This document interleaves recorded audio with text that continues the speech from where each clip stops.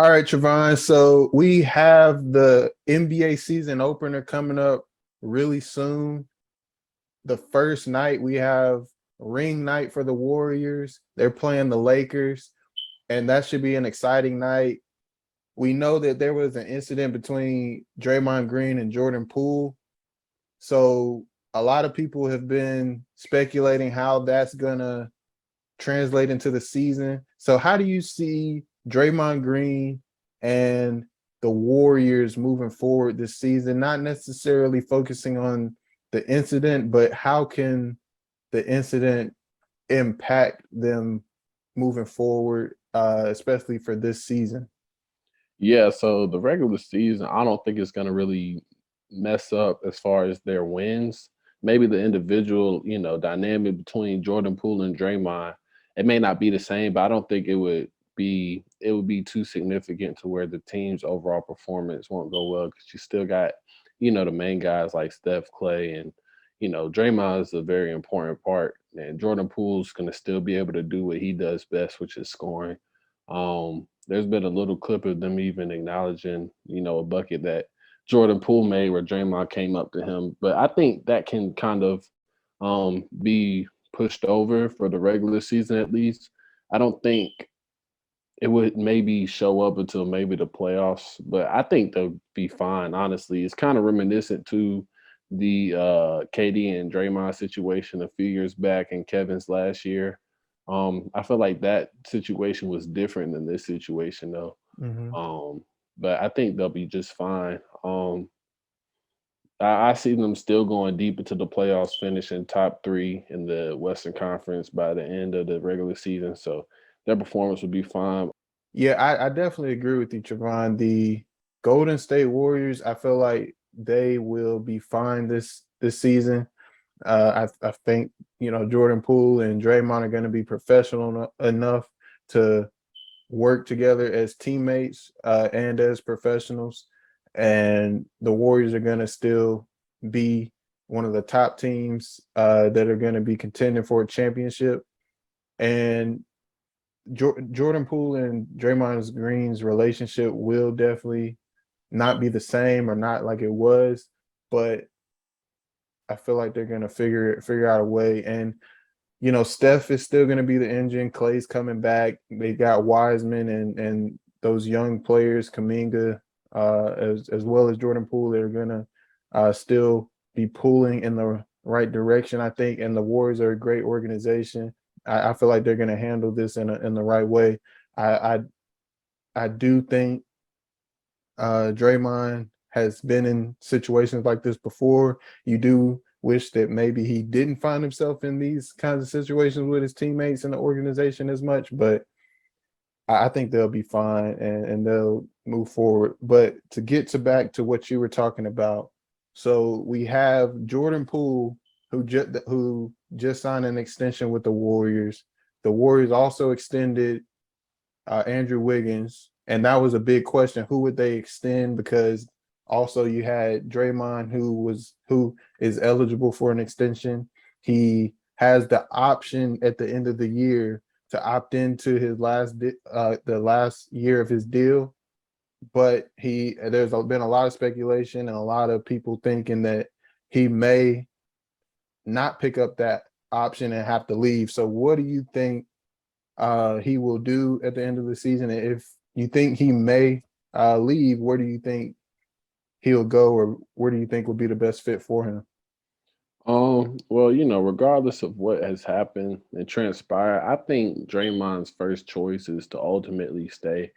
Even with, not focusing on the incident, but even with Jordan Poole and Andrew Wiggins getting signed first, I don't think that'll be the sole reason for him wanting to leave. I feel like it would be probably whatever type of offer, if it's not matching up to his standard, I feel like that would be, what causes him to leave, not simply that they signed Jordan Poole and Wiggins first, because I think, more than anybody, Draymond will understand that youth is very important to a lot of to every organization. They want to have players that are, in their prime or ascending and reaching their prime, just getting into that. And Draymond, it's no secret that he's at the tail end of his career as far as peak Draymond and his age, but he knows he still has value with the experience he has, the leadership he has developed, um, and that might be tainted a little bit as far as his leadership because of what transpired and what has continued to transpire. But he still ultimately brings value to an organization, so he's going to want to feel respected by that offer as far as making it feel like it's worth what he feels he's worth.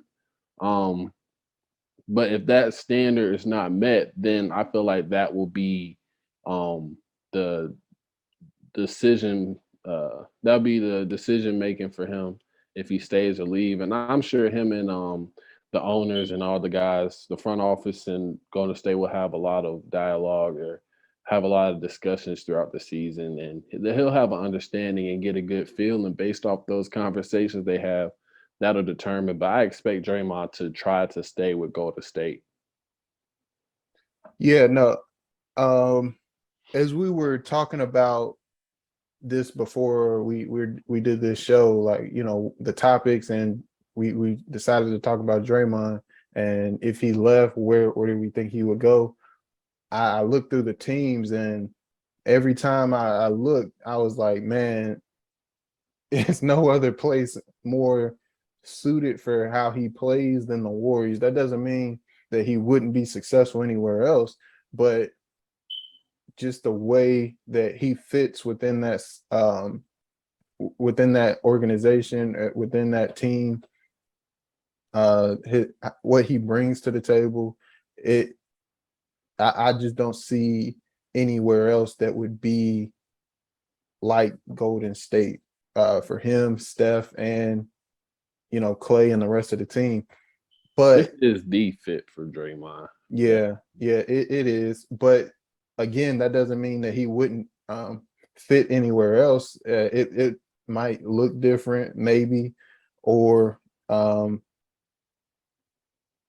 it just won't be the same. But I think he can still find success at other places. So, with that being said, of course, the Lakers. People have been saying the Lakers, but also I think the Miami Heat would be a nice fit for him. I think that culture there, they have that culture in place, and the mentality that they have, I feel like it fits Draymond to a pretty good extent, and they could use another quarterback over there to direct the offense, direct the defense, and uh, do things like that. The Suns, I think, could be a potential spot for him. I know a lot of people say with the Lakers, you have LeBron and his basketball IQ with Draymond and his basketball IQ. Well, with the Suns, you have Chris Paul, one of the best point guards to ever play the game, and his basketball IQ. I think that could mix with Draymond well, and then you have a shooter like Devin Booker who is used to coming off screens, down screens, floppies, all that stuff, kind of similar to what Steph does. Not shooting like Steph because nobody shoots like Steph, but with the actions. the actions that they could get into, I think, are similar. And then you can think it may be Washington with Bradley Beal, who comes off similar actions uh like Devin Booker. They have Kyle Kuzma, another scorer, so you can fit Draymond in there as kind of the quarterback of the offense and the quarterback of the defense to help things move along. So those are a few ideas I had if he were to leave, but nothing beats the Warriors, man. I think that's just the best fit for him. I Well, mean, it just comes down to the business of basketball at the end of the day. But yeah. Well, team wise, yeah. the funny thing I had was, I mean, the funny thing to me is I had a completely different list. Like we both agreed, the Warriors first, but the next team for me I could think of was Boston.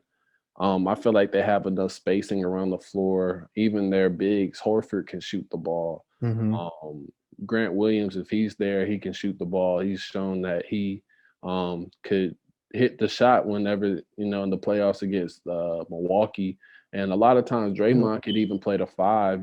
They have a lot of versatile wings. The team became defensive minded last year. I feel like he fit into that. He'll provide another vocal leader along with Marcus Smart. And I don't really think there's many franchises that just have like that environment and set standard as far as success every year. And I feel like Boston is, a storied franchise. They have very passionate fans. They have expectations.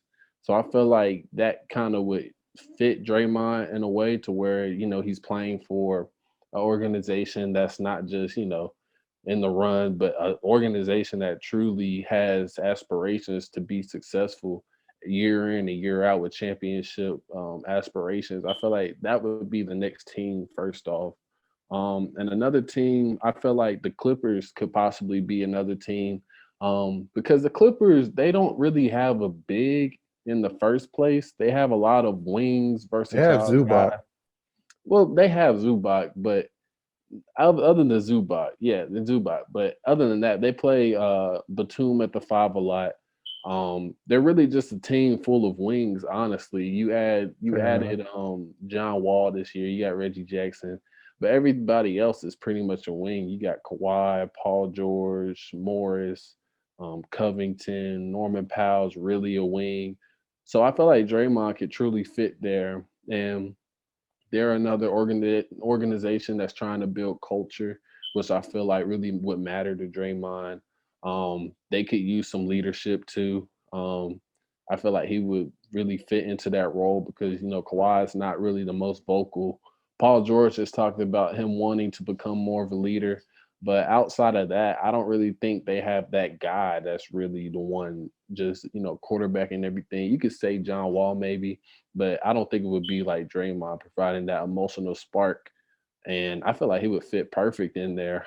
Um, this one, I don't know about the fit as well, but I feel like he could provide something to a team like Dallas, helping I out thought about Luca. them too. Um, he may not be able to space the floor, but I feel like he could be another playmaker in a sense. Maybe pick and roll with Luca.